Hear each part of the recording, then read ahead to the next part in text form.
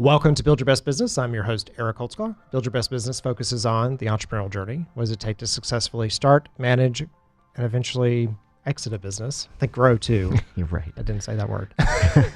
So today I'm joined by John Davidson. He's the COO of the Honeypot company. Yes. So tell me a little bit about what your company does. The Honeypot company is a company that is focused on all natural vaginal health products, feminine hygiene. That's right. All natural version of it. I guess it just goes to show you can build a business around something you don't necessarily know. I'm not as familiar with it as I could be, but I'm a good learner and I ask a lot of good questions. Right. Right.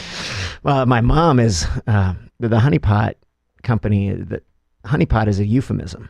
And I didn't know that my mother knew that the Honeypot was a euphemism until my mother heard about this next gig here, and she said, "You're going to change the name, right? Isn't that what you're going to do?" I said, "Mom, no, it's actually doing pretty well." So yeah, okay. Yeah. And so talking about, it's a physical product, yes. Physical product, consumer packaged good. Yep. Yeah, and you've been in that space. This will be 6 years where I've been directly in the space. Prior to that, I was in a series of tech startups or tech-based companies. And so it's the last 5 years have been a little bit of a transition. I've had clients that did CPG work over the years as a contractor or a consultant, but I've really had my hands deep in it for the last 5 years. And it's quite a bit different. A physical product to manufacture and sell takes a lot more of everything compared to tech. So whereas tech, we think of tech most of the time as software products or software that is driving products or driving a business, whereas a consumer product, there are just a lot more facets to it. Getting a product to market is significantly different. The product life cycle roadmap is just all different.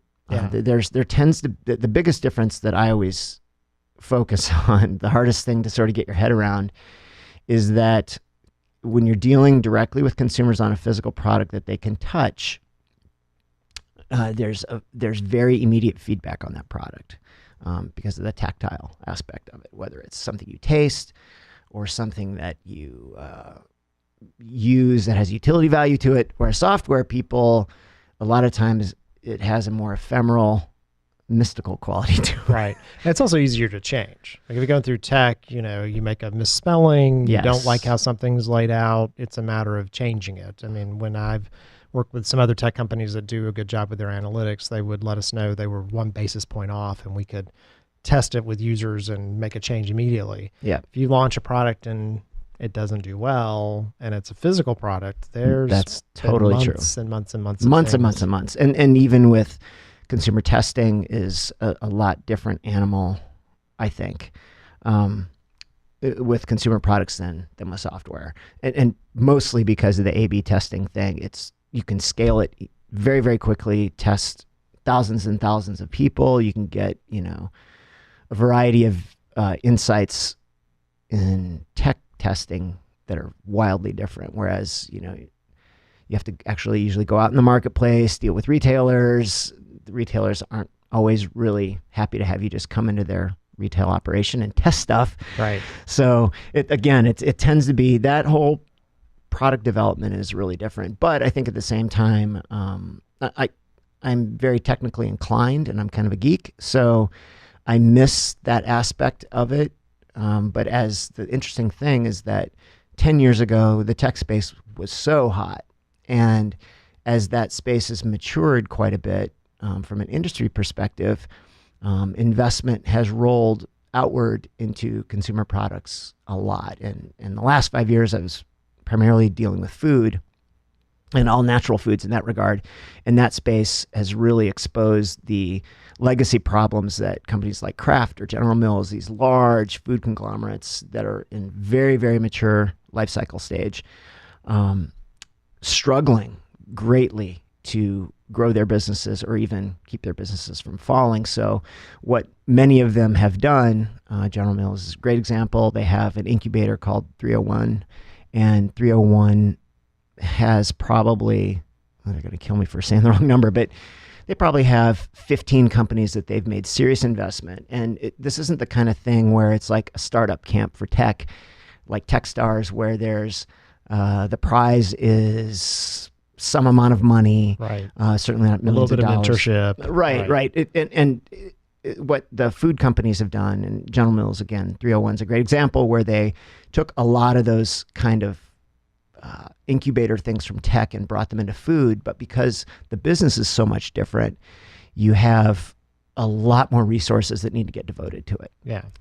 It's not just hiring people to write code or launch product. Not that in the tech space, those things aren't significant investments, but with food in particular, where there's shelf life issues, the product development life cycle is significantly longer. It's more expensive. I would argue it's more expensive. Oh, I would believe the same. Anytime you have inventory that's physical, I think it's more expensive and somewhat harder to develop. So, right. So it's the interesting thing to me, being in food and coming from tech, was watching this whole incubator, oh my goodness, there's a massive growth opportunity thing, move right along over to food. And the exact same people started getting involved. Now, all of a sudden, there's a bunch of West Coast money involved in food startups. And so I kind of went through that same life cycle, and I watched the VC community develop around food. And it's really interesting, because you see the same sorts of passion that people have for tech, that people have for food. And food as a startup is a really fun space to be, because most people like to eat. Right. And it's a lot more fun to talk about your job or your occupation or the problems you have at work in developing product and the marketplace.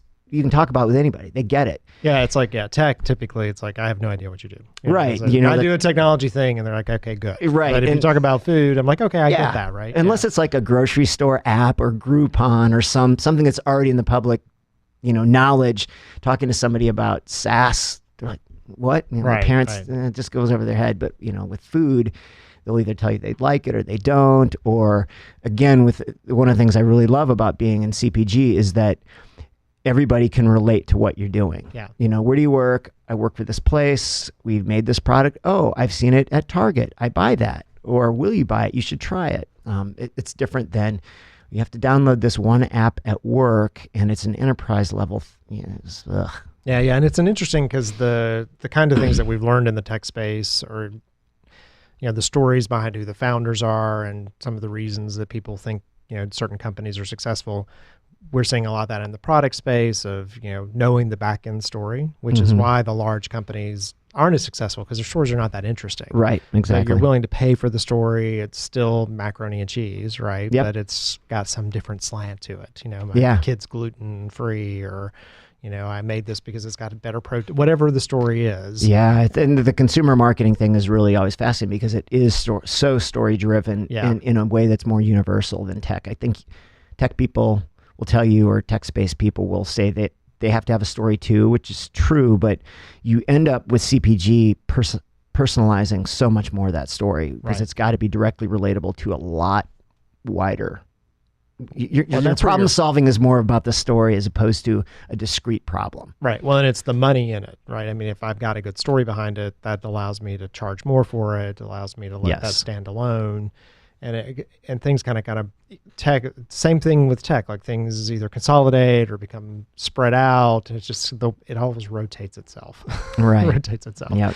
So on the CPG side, and specifically in food, I've seen some food incubators. I've also seen people go into test kitchens. Like, is there a formula for deciding I've got this great idea for a food-based product to get started? You can check with me offline. I have many resources.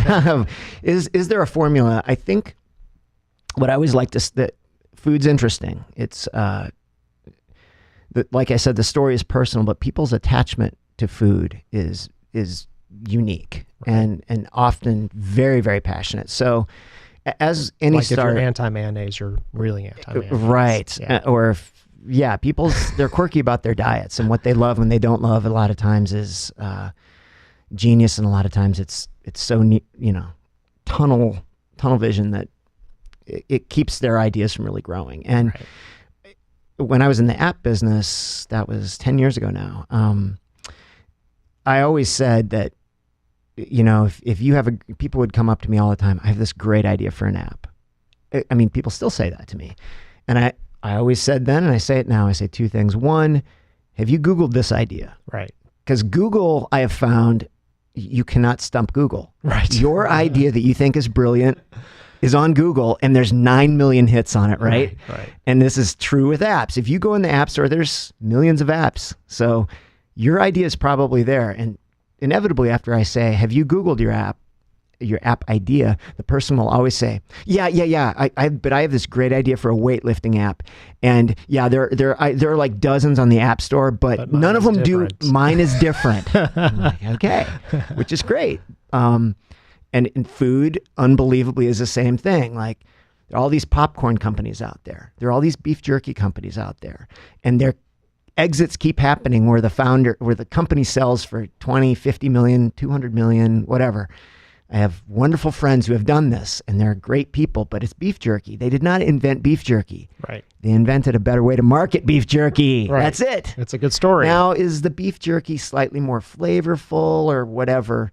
Yes, but food largely is marketing, and it's execution of marketing. There are some intellectual property issues or formulation or recipe issues that are important to your product, but mainly it's how you market it. The execution game, getting it, being able to scale it or make it in large quantities, that's obviously key. And running the logistics side, having inventory, all that stuff is normal business school 101. But really, it's a marketing game. Yeah. And so when you go to the big food trade shows, you'll see these amazing products, and they taste so good. And this macaroni and cheese is definitely better than the other one. And yes, the big companies like Kraft aren't nimble. It takes them 2 years to develop something, whatever. The young upstarts, we can all root for those guys. But at the end of the day, food diet science is really shoddy. Not shoddy. There's so many variables. It's very hard to say what is healthy, what isn't healthy. Yes, there's some general ideas, but when you get into marketing specifics and positioning it, it kind of, at the end of the day, gets back to the normal stuff that you would do in tech, or the things you would do selling tires for cars. It's how you position that product and how you market it ends up being, that's where the genius is. And that's how we end up with like kale. Who ate or thought about kale 5 or 6 years ago? I remember the first kale chips I ever ate were in Charlotte, North Carolina or something, at some farm to table restaurant. Exactly. And that's all about marketing. It's all marketing. Turmeric right now, like the big thing. So I mean, what I've always said is we would been in marketing meetings talking about our products and how to sell them and how to position them. And I just, this is my mantra, and I'm gonna say it till the day I die. People eat what we tell them they're eating. Right. If you tell people don't have a context of kale unless you tell them what kale is. Right. So if I'm telling you it's a superfood and we're supposed to eat a lot of darker leafy green vegetables, it's going to prevent cancer and your joints are and it will lower your risk of this or that. It will make you healthier.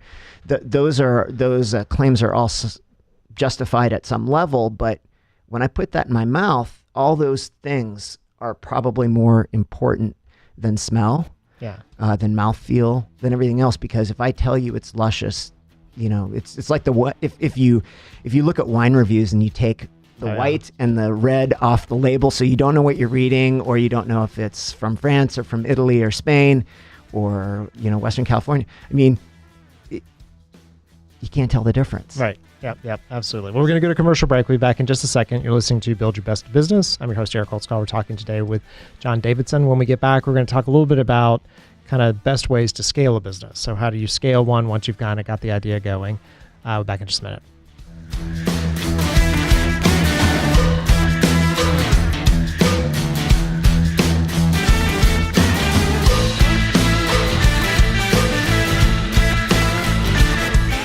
Eric, tell us about Laddering Works. So Laddering Works is a company that helps other businesses in one of two ways. Okay. So your company is either growing and you're not exactly sure how to keep up.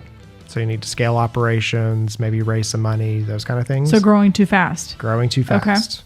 growing too fast. You got kind of structural, you walk in every day, there's a fire. You've been doing it longer than 3 years or 1,000 days, and you still feel like you can't step away from the business and take a vacation. So we help companies on that side. So sort of operational support, looking at their financing, seeing if there's a way that we can help them, get to the next level. Or you're a company that's not doing any marketing at all. So you are maybe stalled. Your business has gotten to a certain level. You make a certain amount of money every year, but you've never gotten above that. And we come in and build marketing structure. So both of them are operational at the end of the day. It's about creating a process and a way to approach it that's strategic. It's that owners don't often know how to do both of those. So they're really good at sales, which means they may need operational structure because they're out signing more customers than they know what to do with. Or they've built a beautiful product that's the best kept secret. And so they need somebody to come in and help them market that product. And so that's the kind of businesses we look for. We come in as a stopgap, and we work with a company for somewhere around 12 to 18 months typically, solve those problems for them and leave them better than we found them.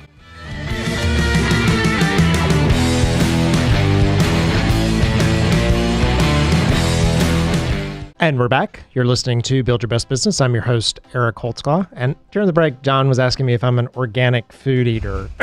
Were you baiting me? Is that like a bad thing? No, it's totally out of curiosity. I was just wondering. As a food person, is that like just marketing?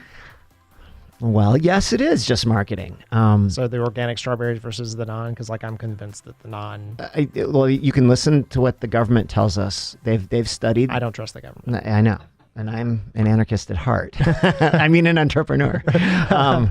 But I think that it's I'll just tell you that we did internal studies at one of my previous companies on direct consumer testing on what consumers think organic is.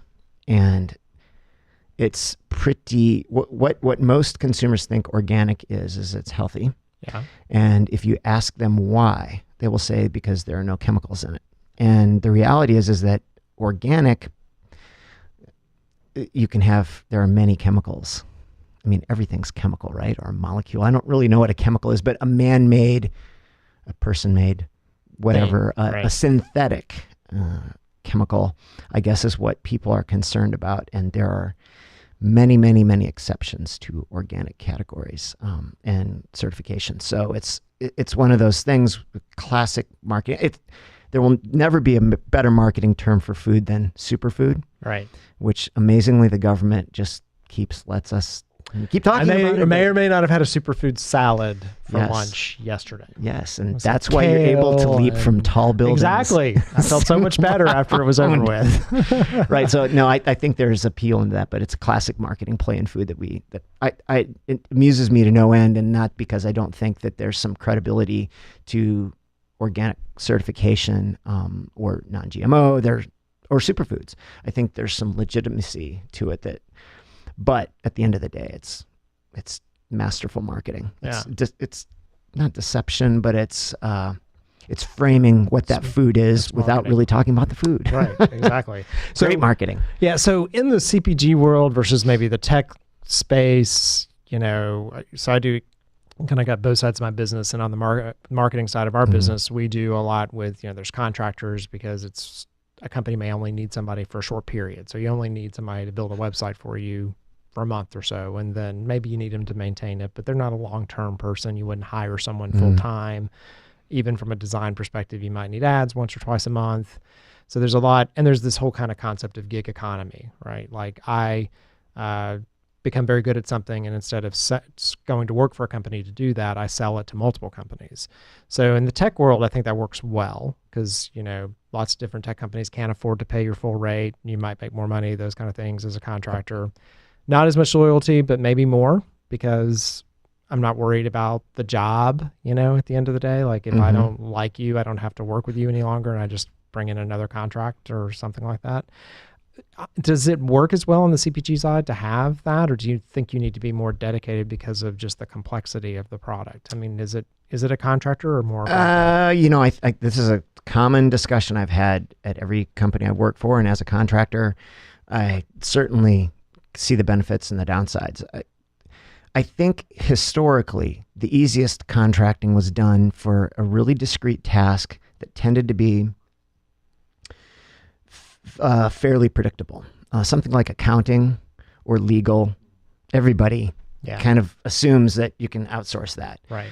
When it comes to marketing, I think, or things that have cross-discipline influence, that's when it gets tough, because the stakeholders at a company, if you bring in a branding person, and you could start 20 years ago, it was very, very common. In fact, still is pretty common to have an advertising agency or a marketing agency do your creative, and then maybe you execute it within your company. And for a small company, they can't afford to have a graphic designer. Classic example of a great contracting space. Well, it's also, to build on that, the outsider bring ideas to you that you don't see because you're so inside yourself, right? Hiring a company to come up with names. Yeah. We've done that multiple times. It kind of bothers me because I'm just as creative as those guys. I just can't think all day long. But that's right. So I think really, really narrow, discrete things everybody can pretty easily wave off as, we'll just get a contractor for that.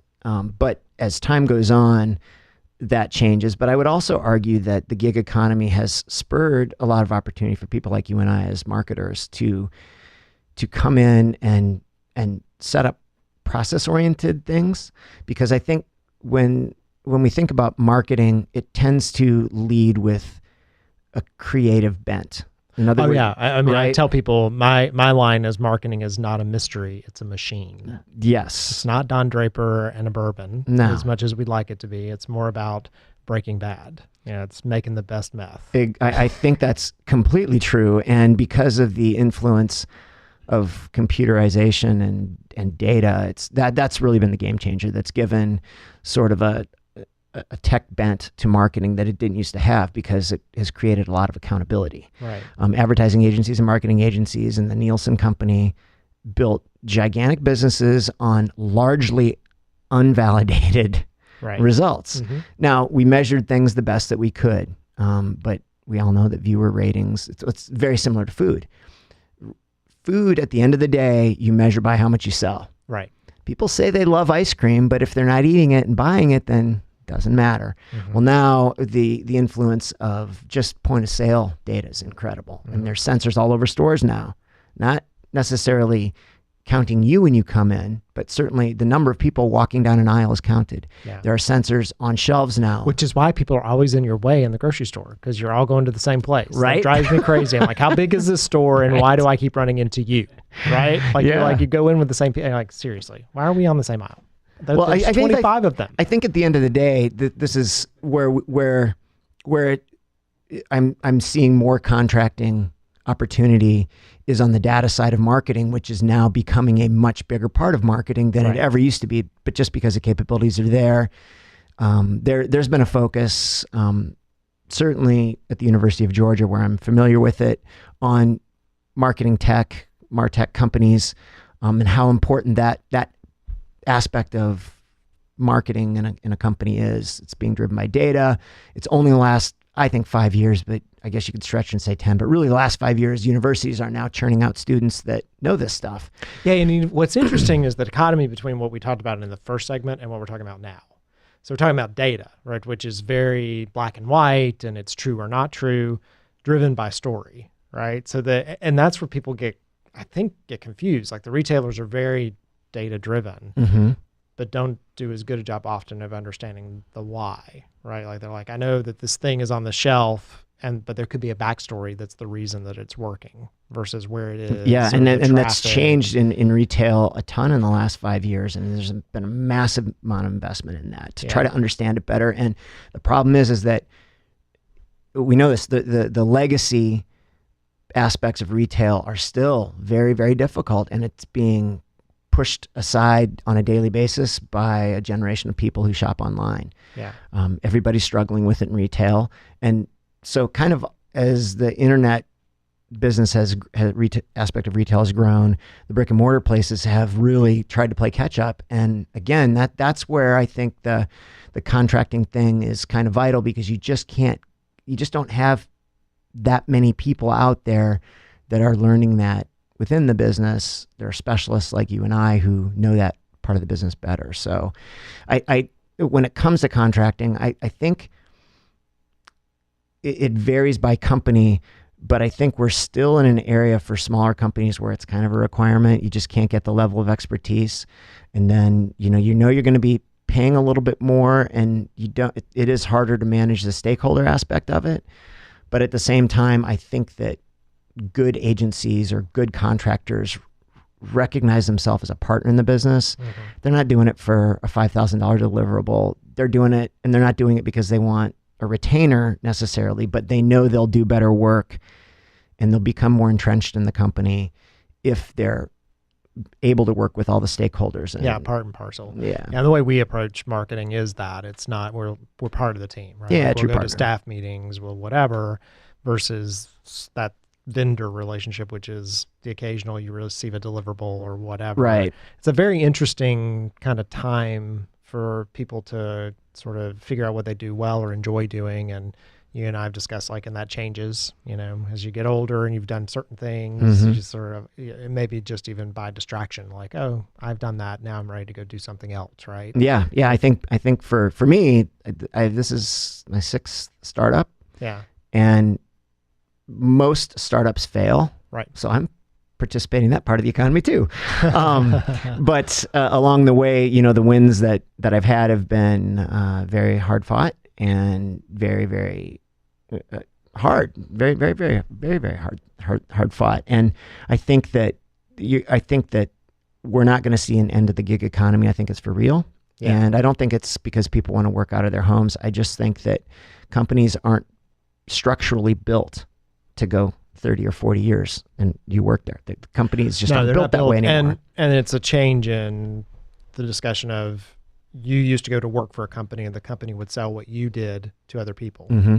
Now the smarter people sell what they do to multiple companies. So it's a reversal, right? It's learn what you do well and then and it also means you're safer, right? If you've got one of Dan Jordan, who's been on the show a couple of times, talks about you never get fired really because you have 10 clients and one of them fires you, still have 9. If you've got that one job, right, the one thing for the one job and it goes away, you got to go find the other job, right? So it's a very different way to think about work. Yeah, and it's a struggle for companies because I agree with you, if it's something that's better to have an outsider who has different perspectives and it's temporal, that it should be a contractor, but then there are things you really want to own, right? And you may view that it's within that employee.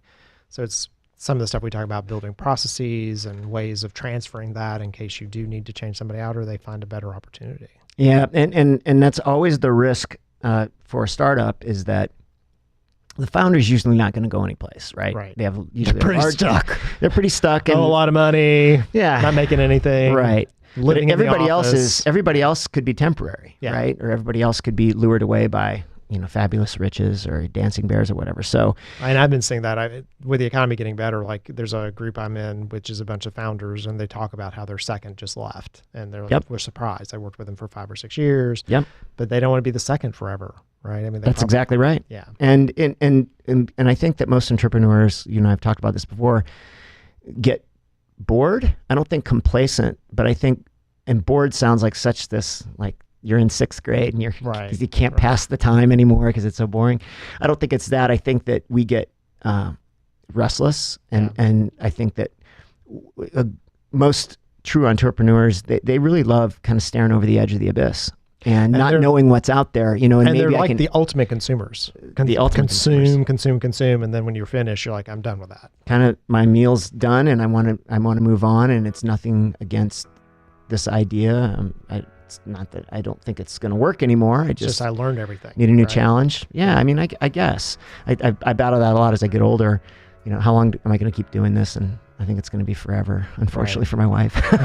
Well, that's that whole concept of retirement. I'm mine's really not that same concept. I'm right. Still going to have a couple clients because I'll be Well, thanks so much for joining me. Yeah, it's always great to talk, and good luck with the new venture. So, that's right. So we've been talking today with John Davidson. He's the COO of the Honeypot company. Mm-hmm. Until next time, what are you going to do to build your best business?